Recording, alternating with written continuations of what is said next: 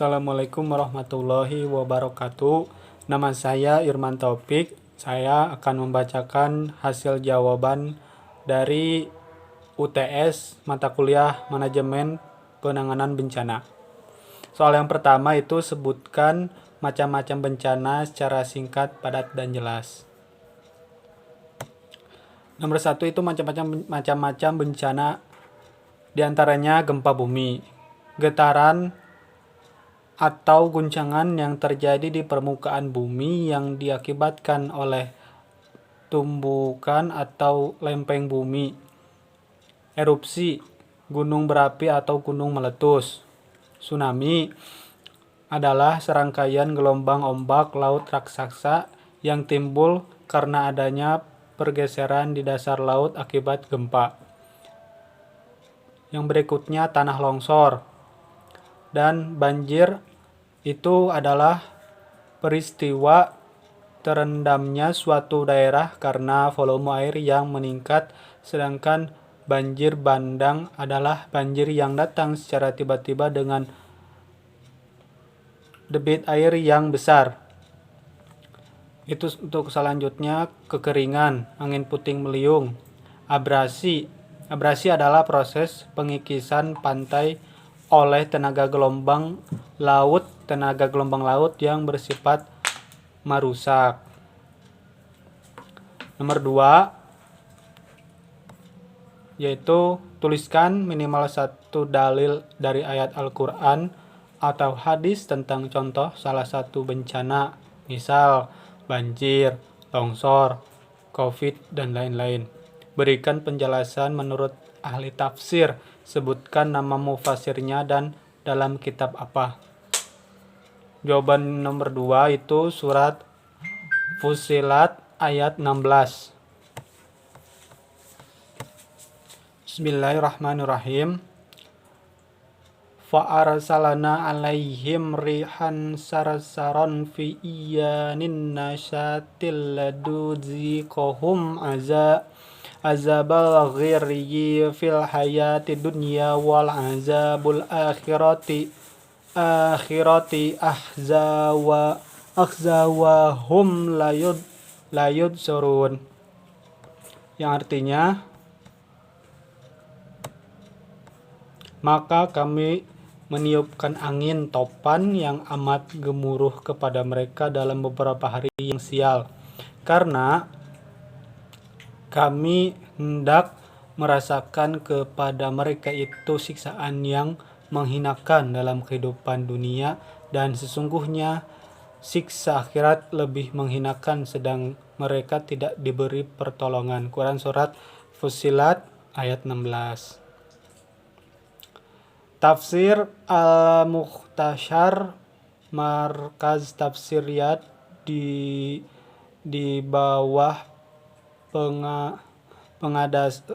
pengawasan Syekh Dr. Syalih bin Abdullah bin Hawaid, Imam Masjidil Haram. Maka kami mengirimkan kepada mereka angin dengan suara yang menyeramkan dan menakutkan, hari-hari yang membawa bencana bagi mereka karena ia membawa azab. Kami hendak membawa mereka untuk merasakan kehinaan dan kerendahan di kehidupan dunia ini, dan azab akhirat yang menunggu mereka lebih menghinakan dan lebih merendahkan. Mereka tidak mendapatkan orang yang menolong dan mengentaskan mereka dari azab. Dikutip dari tafsir Al-Misbah oleh Muhammad Quraisy Shihab, berikut tafsir surat Al-Zalzalah ayat 1-3. Iza zulzilatil aradu zilzalaha wa ahrajatil aradu asqalaha wa qala insanu malaha, yang artinya apabila bumi diguncangkan dengan guncangan yang dahsyat dan bumi telah mengeluarkan beban berat yang dikandungnya, dan manusia bertanya mengapa bumi menjadi begini. Al-Zalzalah ayat ke-1 dan 1-3. Allah berfirman, Apabila dan itu pasti terjadi, bumi digoncangkan dengan goncangannya yang dahsyat yang terjadi sekali dalam kedahsyatan seperti itu, dan persada bumi di seluruh penjurunya tanpa kecuali telah mengeluarkan beban dan beban-beban berat yang dikandungnya, baik manusia yang telah meninggal maupun barang tambang yang dipendamnya atau apapun selainnya, dan ketika itu manusia sampai mengalaminya bertanya-tanya dalam hatinya keheranan.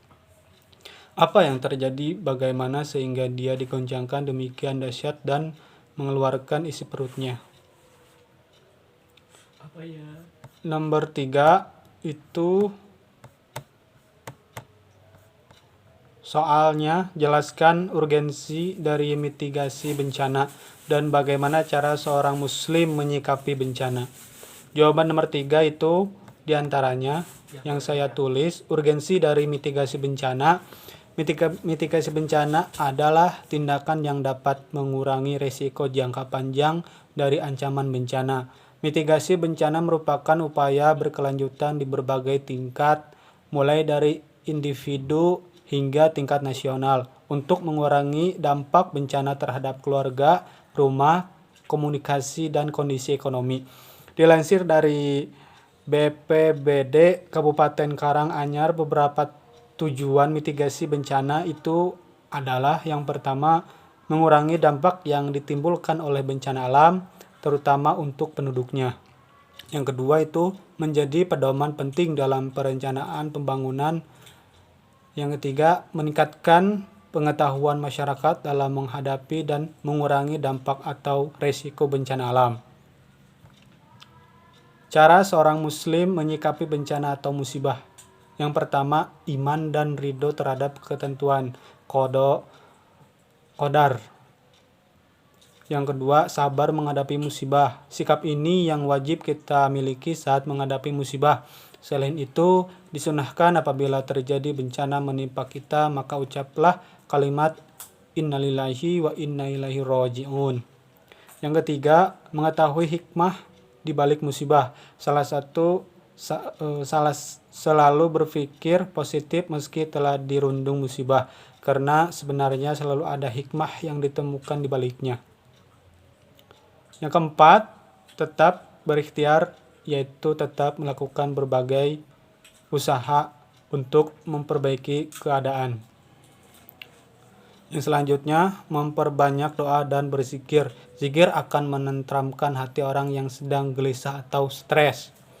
Bertaubat. Tidak seorang pun yang ditimpa musibah, melainkan itu akibat dari dosa yang diperbuat. Maka sudah seharusnya dia bertaubat nasuha kepada Allah Subhanahu wa taala.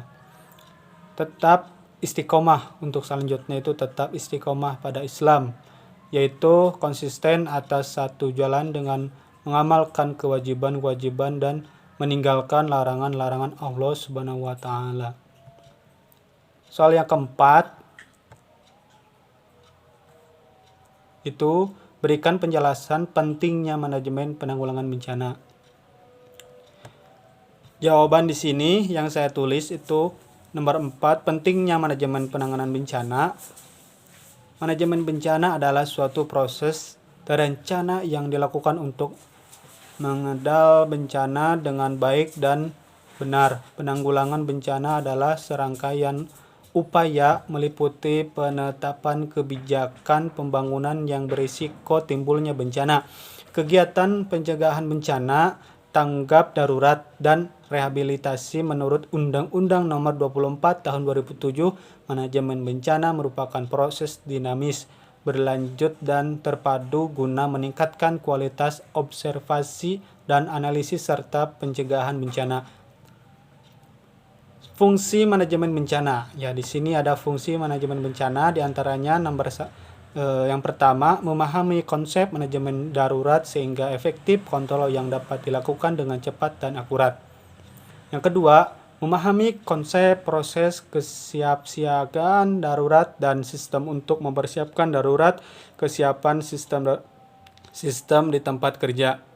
Yang ketiga, mencegah kesimpang siuran dalam menghadapi keadaan emergensi darurat. tidak gugup atau panik. Yang keempat itu sebagai upaya untuk meminimalkan dan mencegah terjadinya korban jiwa, kerusakan harta benda, aset perusahaan, dan lingkungan kerja akibat kecelakaan atau bencana. Sekian dari jawaban saya atas ujian tengah semester di mata kuliah Manajemen Penanganan Bencana. Kalau banyak kesalahan, bukan kalau lagi ya, tapi banyaknya kesalahan dari saya, mohon untuk dimaafkan. Sekian dari saya. Billahi taufiq wal hidayah. Wassalamualaikum warahmatullahi wabarakatuh.